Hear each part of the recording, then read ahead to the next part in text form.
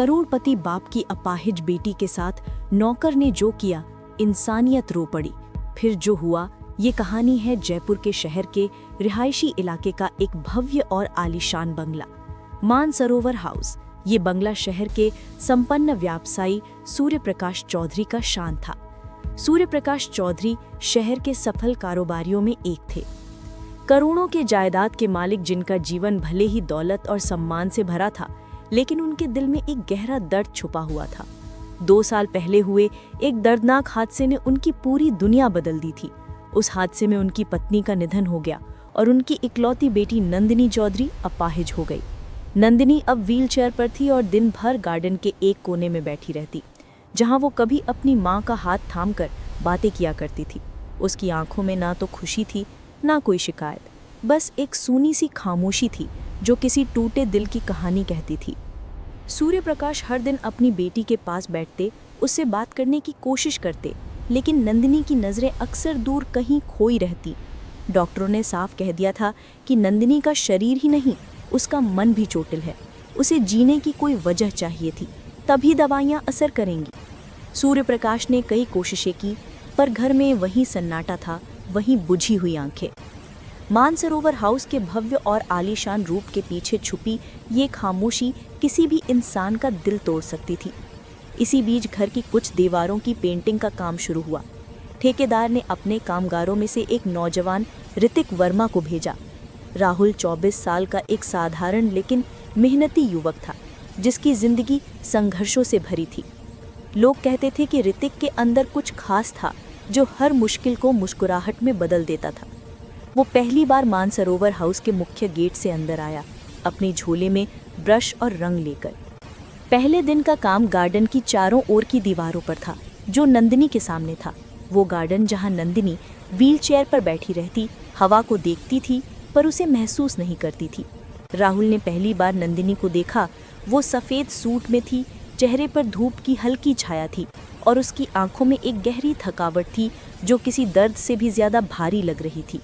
ये नज़ारा राहुल के दिल में गहराई से बैठ गया। काम करते हुए राहुल ने एक छोटी सी गलती कर दी। वो झुककर रंग की बाल्टी उठाने लगा, लेकिन उसका हाथ फिसला और पेंट का छींटा उसके कपड़ों और चेहरे पर पड़ गया। वो एक पल के लिए रुक गया, फिर खुद पर हंस पड़ा। उसने कहा, मैंने तो दीवार से ज़्यादा खुद को रंग दिया। आसपास के मजदूर भी मुस्कुराए। इस घटना को नंदिनी ने भी देखा। उसकी आंखें उठीं और उसके होठों पर एक हल्की सी मुस्कान आई, जो उसने महीनों से नहीं दिखाई थी। ये मुस्कान केवल कुछ सेकंड की थी, लेकिन ऋतिक ने उसे नोटिस कर लिया। उस समय सूर्यप्रकाश बालकनी से सब कुछ देख रहे थे। उनकी भौहें सिकुड़ी, चेहरे पर गुस्सा था और आवाज़ में ठंडक। वे नीचे आए और सीधे राहुल से बोले, तू यहाँ क्या कर रहा है? काम करने आया है या तमाशा करने? राहुल घबराया और बोला, साहब गलती से पेंट गिर गया था। सूर्यप्रकाश ने कड़ा लहजा अपनाया और चेतावनी दी, अगर दोबारा ऐसी हरकत की तो निकाल दूंगा। तभी पीछे से नंदिनी की धीमी और कोमल आवाज़ आई, पापा गुस्सा मत कीजिए। सूर्यप्रकाश ने मुड़कर देखा तो नंदिनी मुस्कुरा रही थी। उसके चेहरे पर महीनों बाद जीवन की एक हल्की सी झलक दिखी थी। सूर्यप्रकाश की आंखें भर आईं। उन्होंने धीरे से कहा, नंदिनी तू हंस रही है? नंदिनी ने सिर झुका लिया। उसकी नज़रें अब भी राहुल पर थीं। सूर्यप्रकाश ने राहुल की तरफ देखा। अब उनके चेहरे पर गुस्सा नहीं था, बल्कि एक अनकहा एहसास था, अंधेरे में रोशनी का एहसास। वे शांत और मीठे स्वर में बोले, बेटा तूने आज मेरी बेटी को हंसाया है। महीनों बाद उसके चेहरे पर मुस्कान आई है। ये घर तेरे बिना भी चल जाएगा, लेकिन अगर तू रह गया तो शायद मेरी बेटी फिर से जीना सीख ले। राहुल की आंखें भीग आईं। उसने सिर झुकाकर कहा, साहब अगर मेरी मौजूदगी से आपकी बेटी मुस्कुरा सकती है तो मैं खुशी खुशी यहीं रह जाऊंगा। उस दिन मानसरोवर हाउस की दीवारों पर जो नया रंग चढ़ा था, वो सिर्फ पेंट का रंग नहीं था, बल्कि उम्मीद का रंग था। पहली बार नंदिनी ने मुस्कुराना सीखा और राहुल को लगा कि किसी की मुस्कान में उसकी अपनी जिंदगी छिपी है। अगली सुबह जब राहुल काम पर लौटा तो नौकर ने राहुल को बताया, साहब ने कहा है कि अब तुम घर के अंदर की दीवारें पेंट करोगे, गार्डन की नहीं। राहुल को हैरानी हुई, पर जब उसने अंदर कदम रखा तो सामने वही गार्डन था और गार्डन में वही लड़की, वही मुस्कान। नंदिनी की व्हीलचेयर को थोड़ा आगे लाया गया था ताकि वो दीवारों को रंगते हुए राहुल को देख सके। उसकी आंखों में जिज्ञासा थी, जैसे वो दोबारा उस लड़के को देखना चाहती हो जिसने उसकी जिंदगी में हलचल डाल दी थी। राहुल ने काम शुरू किया, पर इस बार वो ज़्यादा गंभीर था। हर बार जब वो ब्रश उठाता उसे महसूस होता कि कोई उसे देख रहा है। जब उसने अनजाने में मुस्कुराया तो उसकी नज़रें नंदिनी की नज़रों से टकरा गईं। दोनों जम गए। एक ने तुरंत नीचे देखा, दूसरे ने ब्रश पर ध्यान दिया। दोपहर के वक्त जब सभी मजदूर खाना खाने गए, राहुल सीढ़ियों पर बैठा था। उसके हाथ रंग में डूबे हुए थे। वो खुद से बोला, कभी कभी किसी की खामोशी भी इतनी बोलती है कि शब्दों की ज़रूरत नहीं होती। तभी पीछे से नंदिनी की आवाज़ आई, आज तुमने दीवार पर जो रंग चढ़ाया है वो बाकी सबसे अलग लग रहा है। राहुल ने पलट कर देखा कि नंदिनी व्हील चेयर पर थी, पर उसकी आवाज़ में कुछ नया था। राहुल मुस्कुराया, शायद इसलिए क्योंकि आज किसी की नज़रों की वजह से रंग में जान आ गई है। नंदिनी ने हल्की मुस्कान में बोली, तुम अजीब बातें करते हो। अजीब नहीं, सच, राहुल ने जवाब दिया। दोनों कुछ देर चुप रहे, पर उस चुप्पी में कोई बोझ नहीं था, बस एक सहज सुकून था, जैसे दोनों के बीच कुछ अनकहा साझा हो गया हो। एक दिन सूर्य प्रकाश ने राहुल को बुलाकर कहा, बेटा, अगर तुम्हें कोई आपत्ति ना हो तो कुछ दिन और यही काम कर लो। मेरी बेटी का कमरा भी पेंट कर देना, उसे थोड़ा रोशनी चाहिए। राहुल ने सिर झुकाकर कहा, आप जैसा चाहें साहब। राहुल का काम अब सिर्फ पेंटिंग तक सीमित नहीं रहा। वो गार्डन में फूलों की टहनियाँ काटता, नंदिनी के कहने पर आसमान की तरफ देखता और कहता, देखो आज के बादलों का रंग कितना प्यारा है। बस थोड़ा हिम्मत करो नंदिनी जी, एक दिन आप भी इस नीले आसमान की तरह मुस्कुराने लगेंगी। जब भी वो नंदिनी जी कहता, उसके चेहरे पर बचपन की पुरानी खिलखिलाहट लौट आती। सूर्य प्रकाश बालकनी से ये सब देखते। अब उनके चेहरे पर गुस्सा नहीं था। वे जानते थे कि ये नौजवान कोई आम मजदूर नहीं, बल्कि वो वजह है जिसकी तलाश उन्होंने डॉक्टर से लेकर मंदिर तक की थी। कभी कभी वे नीचे उतर आते, दोनों की बातें सुनते और मुस्कुराकर वापस चले जाते। एक दिन नंदिनी ने पूछा, राहुल, तुम्हें रंग इतनी क्यों पसंद है? राहुल ब्रश धोते हुए बोला, क्योंकि बचपन से मेरी जिंदगी में कोई रंग नहीं था। पेंटिंग करते करते सीखा कि जब बाहर की दुनिया बेरंग लगे तो दीवारों पर ही अपने सपने बना लो। नंदिनी ने कहा, और अगर कोई दीवार ही ना मिले तो? राहुल मुस्कुराया, तो दिल को ही कैनवस बना लेना चाहिए। नंदिनी के होठों पर फिर मुस्कान आई, इस बार थोड़ी लंबी और सच्ची थी। समय बीता, हर दिन नया रंग लाता। नंदिनी अब व्हील चेयर पर रहते हुए भी किताबें पढ़ती, कुछ लिखती, कभी गार्डन में बच्चों को खेलते देखती। पिता सूर्य प्रकाश ने नोट किया कि नंदिनी की आंखों में फिर से चमक आ गई है। डॉक्टर ने भी कहा कि ये बहुत अच्छी प्रगति है। नंदिनी ने जीने की कोशिश शुरू कर दी है। एक शाम जब सब लोग जा चुके थे, राहुल दीवार के कोने पर आखिरी स्ट्रोक दे रहा था। अचानक उसे पीछे से धीमी आवाज सुनाई दी, धन्यवाद। वो पलटा तो नंदिनी मुस्कुरा रही थी। उसने कहा, तुम नहीं जानते, लेकिन तुमने मेरे अंदर कुछ बदल दिया है। पहले लगता था जिंदगी खत्म हो गई है, अब लगता है शायद शुरू हो रही है। राहुल कुछ ना कह सका, उसकी आंखें भीग गईं। वो धीरे से बोला, अगर मैंने कुछ किया है तो बस तुम्हारी मुस्कान लौट आई है, बाकी तो सब तुम्हारे अंदर था। सूर्य प्रकाश देर तक अपनी स्टडी में बैठे रहे। वे बेटी को हंसते देख रहे थे, जो उनके लिए वरदान था। उन्होंने समझा कि कभी कभी किसी की चुप्पी तोड़ने के लिए चमत्कार नहीं, बस किसी सच्चे दिल की मौजूदगी चाहिए होती है। उन्होंने फैसला किया कि राहुल को स्थायी रूप से वहीं रख लिया जाए, काम के लिए नहीं, बल्कि उस मुस्कान के लिए जिसने उनके घर को फिर से घर बना दिया था। अगले दिन जब राहुल आया तो सूर्य प्रकाश ने कहा, अब तू यहाँ कामगार नहीं रहेगा बेटा, परिवार का हिस्सा है। राहुल चौंका। सूर्य प्रकाश बोले, मेरी बेटी अब फिर से हंसने लगी है और उसके पीछे जो वजह है उसे मैं अपने घर से जाने नहीं दूंगा। नंदिनी बालकनी में थी। उसने सुना और हल्के से सिर झुका लिया। उसके होंठों पर वो मुस्कान थी जो पहली बार आई थी, पर इस बार टिक गई थी। मानसरोवर हाउस की दीवारों पर अब नया रंग चढ़ चुका था, जिसका नाम था उम्मीद। उस उम्मीद के हर स्ट्रोक में राहुल और नंदिनी के बीच एक नया रिश्ता चुपचाप बन चुका था, जिसे शायद दोनों समझ चुके थे, पर अभी किसी ने कहा नहीं था। मानसरोवर हाउस की सुबह पहले जैसी ठंडी और खामोश नहीं रही। अब वहाँ हर सुबह कुछ अलग सी रौनक होती, कभी नंदिनी के खिलखिलाहट की, तो कभी राहुल की बातों की, तो कभी उन दोनों के बीच उठती खामोशियों की, जो खुद एक अनकही कहानी कहती थी। राहुल अब इस घर का हिस्सा बन चुका था। वो सिर्फ दीवारें नहीं रंगता था, वो जिंदगी के रंगों को नंदिनी की मुस्कान में खोजता था। वो गार्डन में पौधों को पानी देता, नंदिनी की किताबें मेज पर रखता, व्हीलचेयर को धूप में खींच लेता और शाम को गुलमोहर के पेड़ के नीचे बैठकर कहानियां सुनाता। कहानियां जो उसने अपनी जिंदगी से सीखी थीं, कभी हंसी की, कभी गम की और कभी उन सपनों की जो उसने खुद के लिए नहीं, दूसरों के लिए देखे थे। नंदिनी पहली बार इतने करीब से किसी साधारण इंसान से मिल रही थी जो बिना किसी दिखावे और स्वार्थ के सिर्फ उसकी मुस्कान को अपने दिन का मकसद मान चुका था। धीरे धीरे वो भी उस सादगी में खोने लगी। अब हर सुबह जब राहुल उसके कमरे के बाहर से गुड मॉर्निंग कहता तो वो बिना कुछ बोले मुस्कुरा देती, पर उस मुस्कान में अब एक नया रंग था, एक हल्का सा अपनापन जो खुद ब खुद बढ़ता जा रहा था। एक दिन जब राहुल गुलमोहर के नीचे दीवार पर आखिरी स्ट्रोक दे रहा था तो नंदिनी ने धीमी आवाज में पूछा, राहुल, अगर एक दिन ये सब काम खत्म हो गया तो तुम चले जाओगे ना? राहुल कुछ पल के लिए रुका, ब्रश को हाथ में घुमाते हुए बोला, पता नहीं, कभी कभी कुछ जगह हमारे अंदर बस जाती है, फिर हम उन्हें छोड़कर भी कहाँ जा पाते हैं। नंदिनी ने कहा, कभी कभी नहीं, हर बार ऐसा होता है। दोनों चुप हो गए। हवा में गुलमोहर के फूल झर रहे थे और उनकी खामोशी में एक अनकही बात तैर रही थी जो कोमल थी, शीतल थी और पूरी तरह निर्मल थी। सूर्य प्रकाश इन दिनों अपनी बेटी की तबीयत देखकर बेहद खुश थे। अब नंदिनी कभी कभी फिजियोथेरेपी के दौरान खुद खड़े होने की कोशिश करती, हाथों से व्हीलचेयर के हैंडल पकड़कर थोड़ी देर तक अपने पैरों पर टिकती और हर बार जब वो थोड़ी भी देर खड़ी रह पाती तो राहुल ताली बजाता। अब तो बस कुछ दिन और, फिर आप मेरे साथ भाग जाएंगी, वो कहता। नंदिनी खिलखिला उठती, भाग जाऊंगी कहाँ? इस गार्डन से बाहर, जहाँ दुनिया का रंग कुछ और है, हवा खुली है और लोग बिना वजह के मुस्कुराते हैं। नंदिनी की आंखों में उस पल एक सपना चमक उठा। वो अब सिर्फ मुस्कुरा नहीं रही थी, वो फिर से जीना सीख रही थी। उस सीख में एक उत्साह था, एक प्रकाश था, एक रंग था। धीरे धीरे उनके बीच की दूरियां मिटती गई।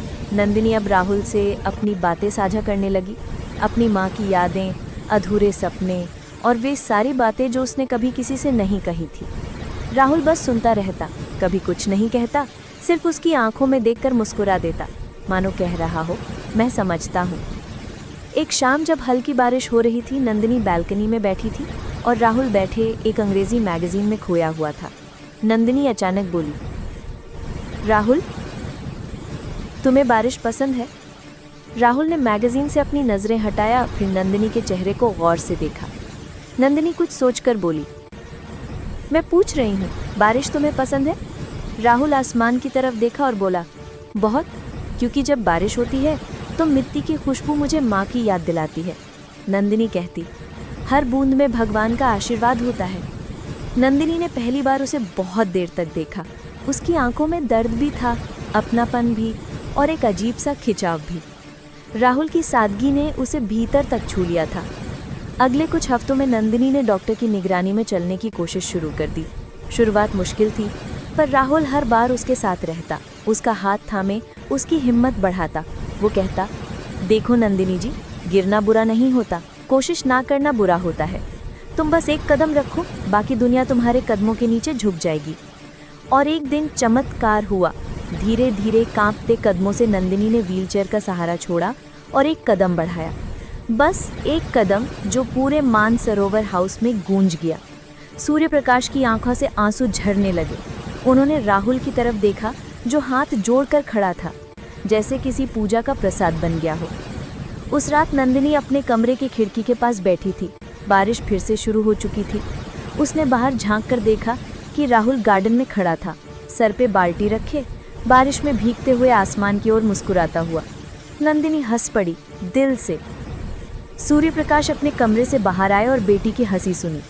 वो पल उनके लिए वरदान था। अब हर दिन राहुल के आने से पहले वो खुद तैयार होकर बैठती, कभी किताब हाथ में होती, कभी फूलों की टोकरी। दोनों की बातें अब लंबी होने लगी थीं, कभी रंगों की, कभी सपनों की, कभी उस दुनिया की जहां दोनों अपनी अपनी तकलीफ़ों को भूल जाते थे। धीरे धीरे उस मुस्कुराहट के पीछे एक और भावना पनपने लगी जो दोनों महसूस करते थे, पर कोई बोलना नहीं चाहता था। जब राहुल उसके बहुत करीब आकर कुछ समझाता तो नंदिनी का दिल ज़ोर से धड़कने लगता। जब वो उसे नंदिनी जी कहता तो उसके होठों पर मुस्कान के साथ साथ आंखों में नमी भी आ जाती। एक शाम जब सूरज ढलने को था, नंदिनी ने धीरे से कहा, राहुल, अगर मैं फिर से पूरी तरह चलने लगी तो क्या तुम चले जाओगे? राहुल मुस्कुराया। अगर तुम चाहो तो जाऊंगा, पर अगर तुमने नहीं कहा तो शायद यहीं रह जाऊंगा, उसी गुलमोहर के नीचे जहां पहली बार वो मुस्कुराई थी। उसकी आवाज़ में जो सच्चाई थी वो हवा में घुल गई थी। नंदिनी ने कुछ नहीं कहा, बस उसकी तरफ देखा और मुस्कुराई। पर उस मुस्कान के पीछे अब एक प्यार था जो धीरे धीरे जन्म ले चुका था, पर अभी किसी ने कहा नहीं था। दिन बीतते गए, मौसम बदलते गए, पर मानसरोवर हाउस में अब हर दिन बसंती लगा करता था। हर सुबह की धूप नंदिनी के चेहरे पर खिलती थी और हर शाम राहुल के साथ बिताई जाती थी, कभी हंसी में, कभी खामोशी में, और कभी उन नज़रों में जो बहुत कुछ कह जाती थी बिना बोले। अब नंदिनी लगभग ठीक हो चुकी थी। वो धीरे धीरे अपने पैरों पर चल सकती थी। जब पहली बार उसने बिना सहारे चलते हुए गार्डन तक पहुंचकर कहा कि देखो, अब मैं तुम्हारे साथ चल सकती हूँ, तो राहुल की आंखों में चमक थी, पर दिल के भीतर एक डर भी था। वो जानता था कि जिस वजह से उसे यहाँ जगह मिली थी वो अब शायद ख़त्म हो रही थी। उसी रात सूर्य प्रकाश ने उसे अपने कमरे में बुलाया। उनकी आंखों में अपनापन था, लेकिन आवाज़ में गंभीरता। राहुल बेटे, तूने जो किया है उसे मैं ज़िंदगी भर नहीं भूल सकता। तूने मेरी बेटी को फिर से जीना सिखाया है। अब वो पहले जैसी नहीं रही। अब उसे किसी की दया नहीं, बस आशीर्वाद चाहिए। मैं चाहता हूँ कि तू अपनी ज़िंदगी बनाए, कहीं और जाकर किसी बड़े मुकाम पर। तुम्हें भी तो अपना परिवार देखना है। राहुल चुप रहा। उसके दिल में कुछ टूट गया था। वो जानता था कि सूर्य प्रकाश सही कह रहे हैं, पर वो ये भी जानता था कि उसकी दुनिया अब इसी घर के अंदर है, उस मुस्कान में, उस आवाज़ में, उस लड़की में जिसने उसे अपने भीतर बस जाने दिया था। सुबह जब उसने नंदिनी को बताया कि वो कुछ दिन में वापस अपने गांव जाएगा, तो नंदिनी के चेहरे की मुस्कान एक पल में फीकी पड़ गई। वो कुछ नहीं बोली, बस कहा, इतने दिन से तुमने मेरे कमरे की हर दीवार रंगी है, एक बार दिल का रंग भी दिखा दो। राहुल, क्या सच में तुम जाना चाहते हो? राहुल ने उसकी आंखों में देखा। उनमें सवाल नहीं, एक गहरी प्रार्थना थी। वो बोला, कभी कभी इंसान का दिल किसी जगह रह जाता है नंदिनी जी, पर जिंदगी उसे कहीं और जाने को मजबूर करती है। आप अब पूरी तरह चल सकती हैं, और मैं चाहता हूं कि ये घर अब मेरी मौजूदगी नहीं, आपकी हिम्मत से रोशन हो। नंदिनी की आंखें भर आईं। वो धीमी आवाज में बोली, अगर तुम चले गए तो ये घर फिर से बेरंग हो जाएगा। राहुल मुस्कुराया। रंग चले जाते हैं, पर जो कैनवस पर दिल से बना हो वो कभी मिटता नहीं। दिन धीरे धीरे शाम में बदल गया।